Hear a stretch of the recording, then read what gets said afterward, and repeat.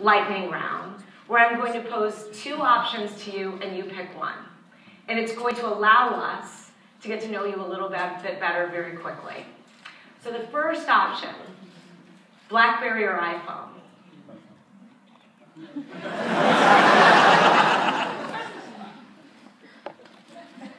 It's so sad. It's the iPhone. BlackBerry owned the world and lost it. Spoken like an investor. Email or text? Email. Phone or face?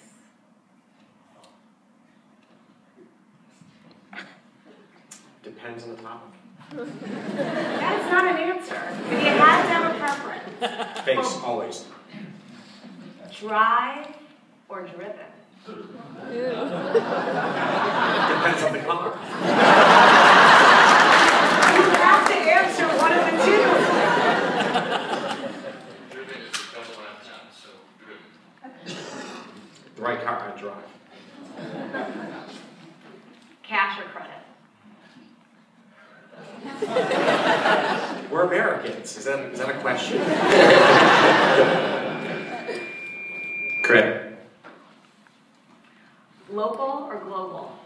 Global. Global. Museum or movie? Movie. Movie. Sorry, Natalie. Even though I went to the Art Institute today. Sorry, Natalie. Help or have? Help.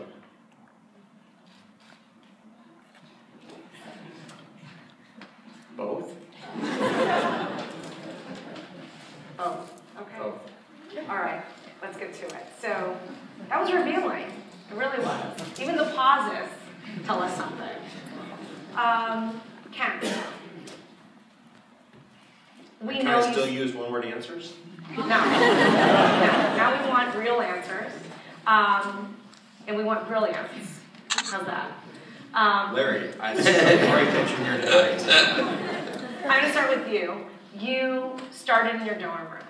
And John Rogers and I, when we're at Ariel, we always talk about the fact because we've been entrepreneurs for so long, we're unemployable. Like, we couldn't go and work for someone. We'd fail miserably. Did you know you were going to be an entrepreneur? Like, I have a hard time imagining you working for anyone. I mean, we saw him in this. He can't, Can't just perform well? Yeah, no complicity at all. Following directions. So in my teens, I did work for somebody. In fact, I worked at the Franklin Mint Gallery, and I sold all kinds of stuff you really don't need, which was a great, fantastic experience. In fact, I have a plaque in my office: "We're all going to eat, somebody's got to sell." Because selling is really one of the key attributes of an entrepreneur. You need to either convince somebody to use your product, to work with you or for you. It's a great strength. So actually, my first experience that was pivotal in being an entrepreneur was being a salesperson. Which is an entrepreneur. Salespeople are individually motivated, typically.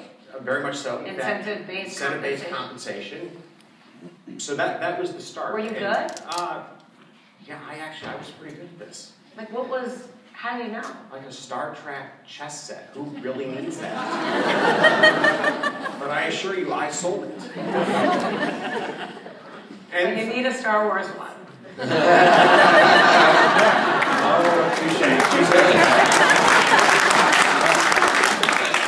said to John Rogers one day, I said, if Mellody wants to use me, she can.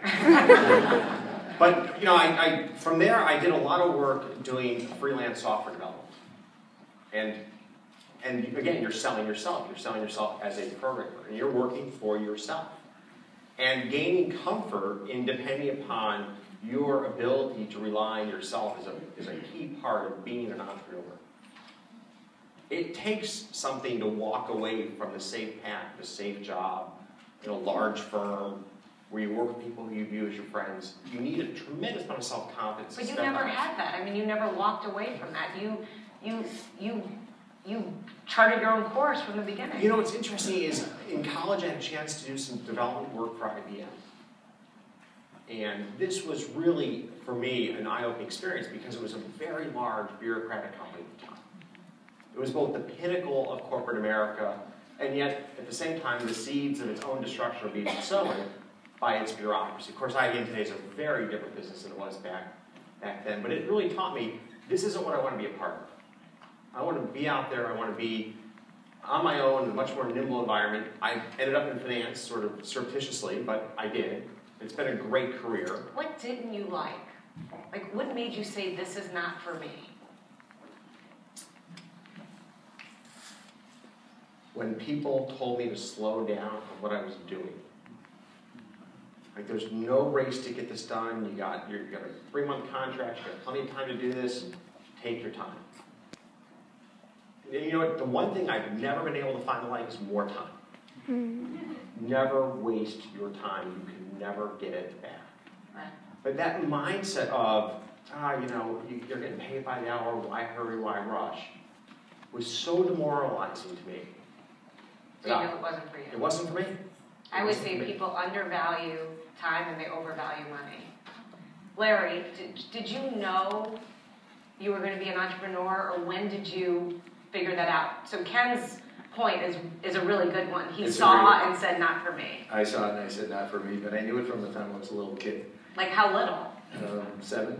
So this is more of like this entrepreneurs are born, not made? It's more, in my case it is, but at the Kellogg School, we have Linda Darrow, who's the head of the Levy Institute, who teaches it, and we try to teach people how to avoid failure and how to be successful as an entrepreneur.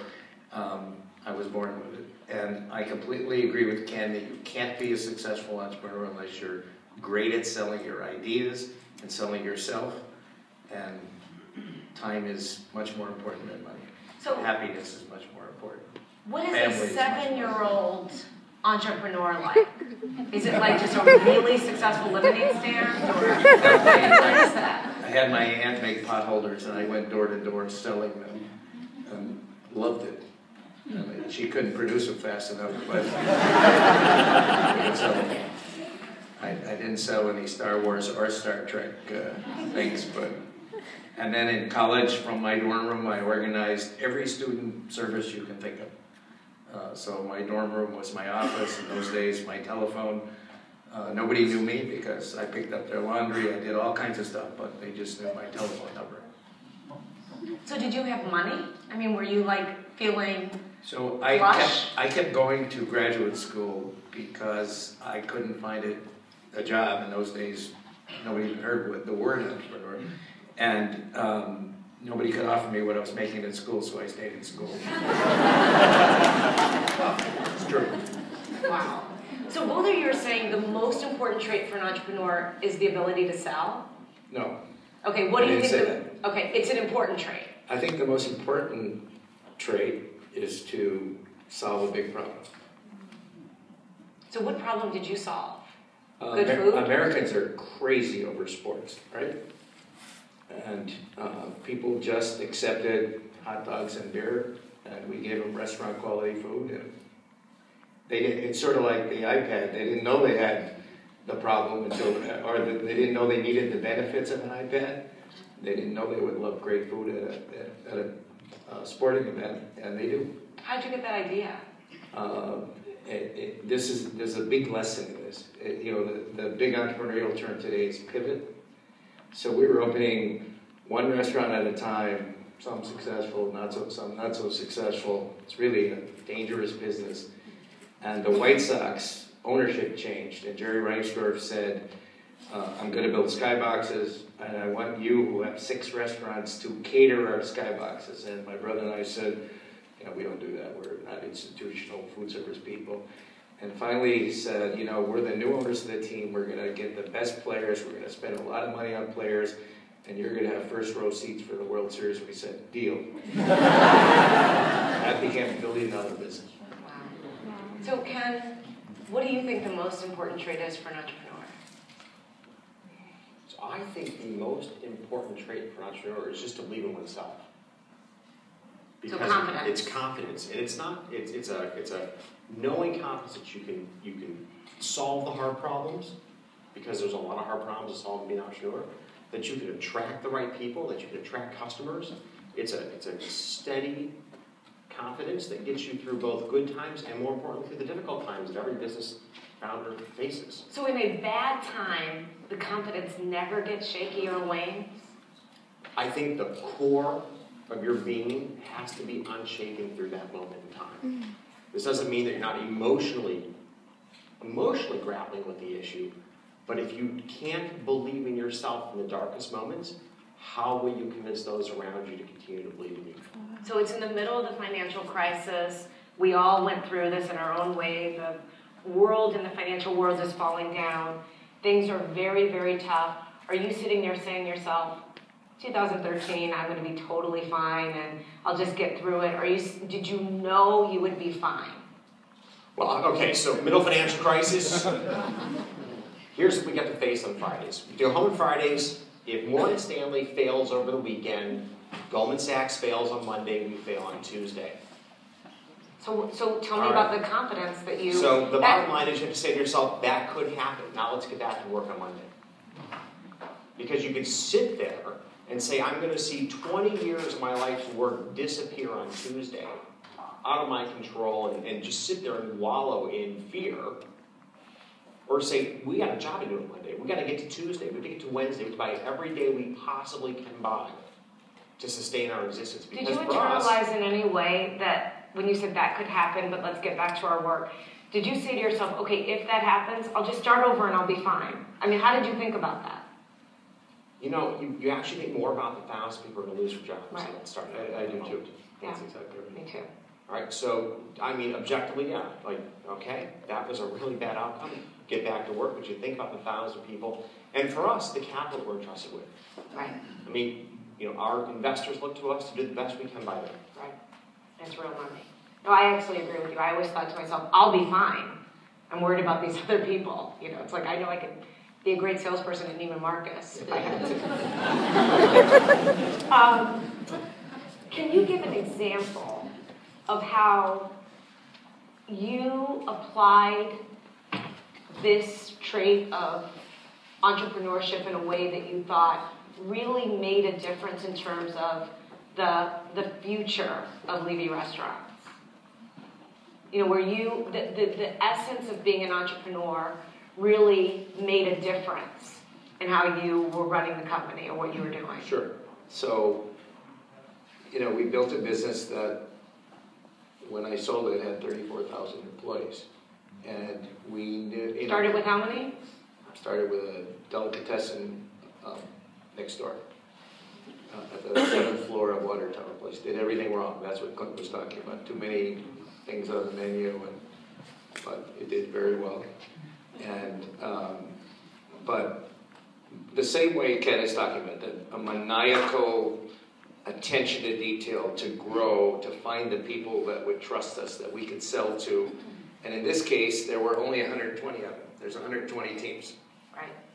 And spent 10 years going after every single one of them. Wound up with like 70% of them as clients. Is it more fun, Ken, small or big? It's different.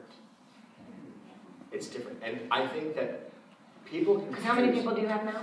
Well, we have 1,100 people. It's not about the number of people you have. I No, sit but there that's and go, still for a financial firm. Paid people. 34,000 employees. That was daunting to say. That's why I sold.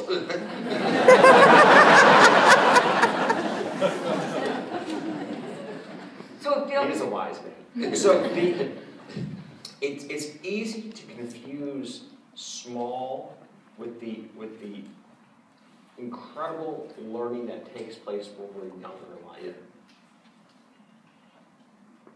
So elaborate. So in other words, let's just say that somebody said to Mario, snap your fingers, Ken, go back and have a smaller firm. I would never want to do that. Really? No. A lot of people wish for small again. They wish for that energy. It's a fantasy that's smaller again. You'll enjoy that same rate of learning and first experience. But didn't you like knowing every single person's name and their kids and, you know... So if we spent more time together, you'd know the one fatal flaw I have is I am horrible with names. I walked into a room once, introduced myself to the person. I walked in the same room 2 weeks later, looked at the guy, he goes, you forgot my name, it's such and such. So I'm terrible at names. Look, the fantasy's great. It's a fantasy. Now let me tell you what size gives you. It gives you relevance, impact. It gives you the ability to actually effectuate your dreams. I would never trade what we have today for what we had 20 years ago. How do you keep big entrepreneurial? How'd you do that? So what we did is the more profitable we got, the more we reinvested in the culture to bring on, we were hiring 250 managers a year at the end. And we brought everyone into Chicago for a whole week who met the senior management team. My mother sitting in the front row, she taught a history class of the history of the company and how we got to be what we are. And you know, it's pretty amazing. So you had to get profitable enough to build the culture, or to keep the culture as you got bigger, to avoid the IBM problem. What did your culture stand for? I think entrepreneurs build a culture around what they stand for. What do you stand for? So integrity, ambition, growth, nice, happy, family. I mean, lightning round, that's what I would say. Successful. What does your culture stand for, Ken? I'd say it has a lot of similar characteristics, but we have a very strong focus on meritocracy.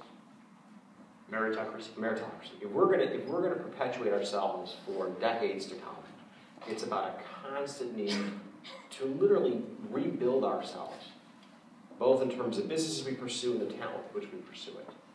And so when people become, in a sense, and this is a challenge for finance, your stars tend to be extraordinarily narrow people. They understand the semiconductor space better than anyone in the world. But after 15 years of doing it, they get bored. They go pursue different things in life. And I totally understand that. So you need to be able to find the next generation of great semiconductor analysts every certain number of years. You need a rhythm to it. And so you need to be constantly bringing new talent to the organization and finding those who are really, they're caught up in a state of personal boredom. You need to either push them to do projects, new areas, or it's a good time for them to pursue a different career path. Does that regeneration change the culture regularly, or is it the same? I think it keeps the organization very fresh, very vibrant. If you could do something over again as you've been building these, or as you built these amazing organizations, what would you have changed? I don't think you don't get a chance to change it. So, as my wife and I always say to her, I don't answer hypothetical questions. This is not hypothetical. It is hypothetical. No. I'm gonna. Entrepreneurs learn from their mistakes. We don't have failures. We just have expensive learning experiences. Okay, so tell us, what was your most expensive learning experience? That's easy. Got picked to collaborate with Steven Spielberg to create a restaurant. And I suspended everything I knew about the restaurant business because he was Steven Spielberg. And it, blazing failure in front of the whole world. So what did it teach you? Don't suspend what you know is true. Believe in yourself, no matter who the person is that you're partnering with. And I also deviated from this, going after those 120 guys to get the sports stadium during that time. It probably cost us 2 or 3 years of growth. So that was an easy one to answer. Ken, how do you balance the fact with, you talked about confidence, he gave an example of an expensive learning. Entrepreneurs are by nature optimistic, but as the boss, you have to have some level of skepticism, which comes through in what Larry was saying about what he was doing at that moment. How do you manage that? I think we want to use the word objectivity or commercialism instead. Commercialism. Because skepticism really is, it's an incredibly negative trait to bring to work. I don't know any successful entrepreneurs that are skeptics. You can. I told one of the young guys that worked for me who was always a pessimist. Well, that's different than you need to be surrounded by a few pessimists. You need a few around you because you know what? There's almost no one on the Forbes 400 who is. Yeah, that's what I'm saying. There's just not. Because and people come to me and pitch me business ideas, what do you think? I said, look, I'll tell you 10 reasons it's not going to work if you want. But at the end of the day, you need to make a decision as to whether you're going to make this work. And anyone you go to is going to tell you 10 ways it's not going to. Is that a function of, though, you starting a business in your dorm room and people saying this is impossible, you got to get the satellite, and so you were just naturally predisposed to believe in the impossible? I mean, some ideas are not great ideas. Some ideas you know what, it's so hard to really understand. There's 300 million American consumers. There's 6 billion consumers around the world. What you and I think is a crazy idea. But how about just another Me Too idea? So Larry said it takes the big idea in order to really be, when you look at your Forbes 400 Southwest Airlines. Do we need another airline? But the big idea there was they did it completely differently. That was the big idea. That's a big idea. You know, how they boarded a plane was a big idea. But you could still call it a Me Too idea. It's another airline, right? So what they did is they found a distinguishing set of attributes that created a completely different value proposition for the consumer. Flying was meant to be fun, low cost, low hassle. But if someone started a Southwest today and did exactly the same thing that they do, with no nuance whatsoever, the likelihood of them succeeding would be low. I think the guys at JetBlue may argue that point with you. Nuance, though, very different in some ways. It's a They different put a first business. class in theirs. They did different There's things. differences, there's nuances, but you know the point of the matter is there's ideas and there's execution. And successful businesses have both a good idea and have great execution. And great doesn't mean you don't step in some problems here and there. Think about our words carefully. All right? But it's a real focus on the details and nuances that create that value proposition for the customer. Who do you admire, Larry, in business? Who is an entrepreneur? I admire all entrepreneurs, all successful entrepreneurs. But when you look at, sometimes we have North Stars, Yeah, especially in Rich top Mellody firms. here in Chicago is as good a restaurateur as there is in the world. Great guy too. So what about you, Ken? You know, after I talk about BlackBerry versus iPhone, if I were to say Steve Jobs, am I in deep trouble? No. I think Steve Jobs was really just one of the great entrepreneurs of this century, last century. And how do you reconcile, and this is perhaps even a little bit unfair of a question, and I say this with so much respect. Genius. Just, you could check it off in every way, from design to execution to ideas to, you know, how he ran the company to the culture. So much was genius, but major flaws by all, you know, reports around interpersonal and some decisions. How do you, you know, when you think about that entrepreneur, it absolutely worked. There's no question. Not beloved. Admired. So let's talk about this for a moment, all right? Next was a resounding failure. Debacle. So So his first company, terrible. So what Steve Jobs had was the ability to get back on his feet and get back at it, even after catastrophic failure. All right? And what made Apple successful?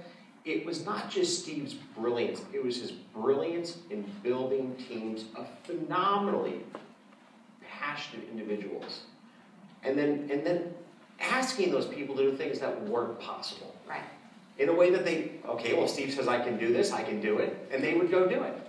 So Vince Lombardi says we would accomplish more things if we did not believe them impossible. Steve Jobs constantly threw the impossible at his team. Constantly. So if you work for Steve, you know, I had a chance to spend time with Walter Isaacson, who interviewed a number of the people that worked on the Macintosh project. They all talked about how Steve was impossible to work for and how it was the greatest moment in their career because they accomplished something that was damn near impossible. So do entrepreneurs by necessity need to inspire? Yes.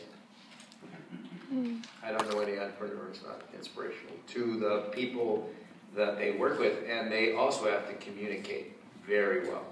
You have to sell your vision, share your vision, walk the talk, and do all the things you want your people to do. Best advice you ever got? Follow your passions. Worst? Open the dive. Best advice. Can I answer? Yeah. That you can accomplish anything. You don't believe that? I don't believe that. You don't. No, you But can't. you said entrepreneurs are optimistic and they're. Yeah, that's why I said it's bad advice. There are a lot of things that you shouldn't try. What can't you accomplish? If you're not solving a big problem, if you're not aiming high enough, if it's just nuance and not big idea, because big ideas really are understood, you shouldn't try it. So go big or go I've home. tried some. Go big or go home, you say. Go big or go home. Best advice, Ken. Surround yourself with the best people you possibly can. That too. That's very good. Worst. I've had so much bad advice over the years, I don't know where to start. Give us a couple.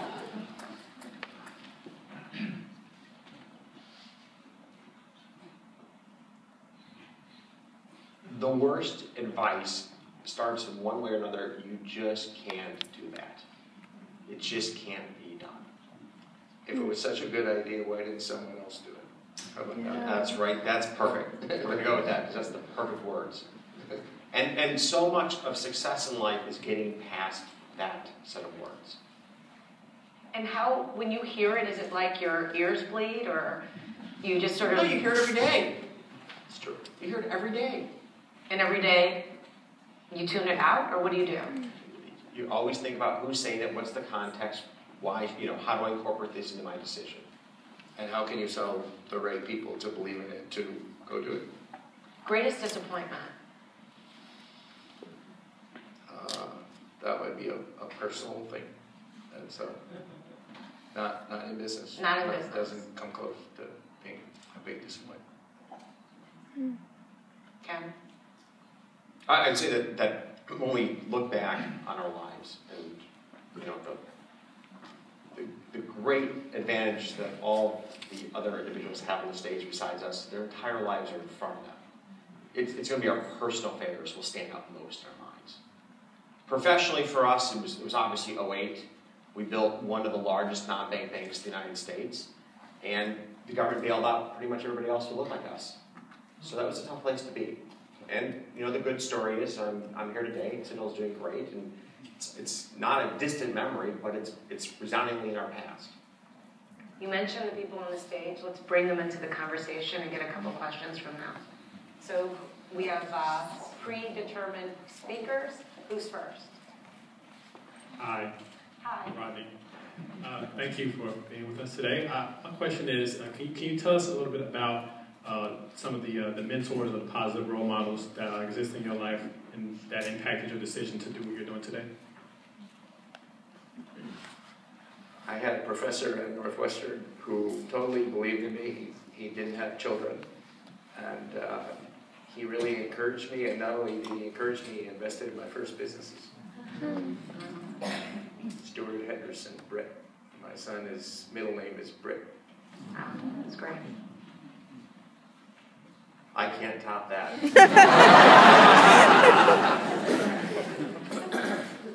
All right, next question. Hi.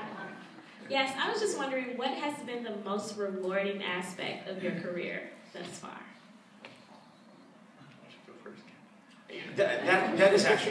That's actually pretty straightforward. It is watching all the people that I have hired over the years blossom and grow at Citadel. Hands down.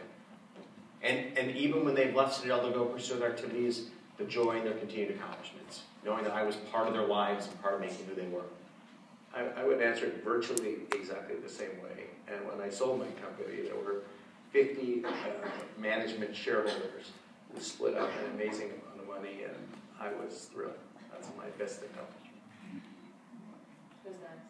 Now, we all face different fears and pressures throughout our lives. What keeps you up at night? Almost everything. but during the day, I pretend like I'm not afraid of anything. So, It is really important to get a good night's sleep. And I'm being completely serious. If you let things just keep you up all night long, you will not have the energy it takes to be successful the next day. How many hours do you need 7. Wow. to be good? 7 day to day. I know you can do it in like some magical number that I can't even imagine. But for me, it's 7 day in and day out. Wow. That's a lot. Who's next? I I'm Zoe. What challenges do you think have best prepared you for your current success? I think for me, sports as a kid was a great lesson. What did you play? I played basketball. And don't ask me what position I played. That's why he said he wanted his sneakers to be able to jump for him. Yeah, I want to see those sneakers. They were great. And I remember Zoe and Rodney when they were, when I was a judge. Those are special people. But sports and being competitive and trying to win and being a teammate, a good teammate, and understanding that you can't do everything yourself and you need to engage everybody and be part of a team and be part of a culture. Okay. So I think everything you just said is absolutely spot on. And then the second determinant of success is, what is your education? And I went to a public high school in South Florida. I was very fortunate. I had fantastically motivated and committed teachers that really helped change my life. Harder to succeed without a good education? In the 21st century, damn near impossible. Impossible.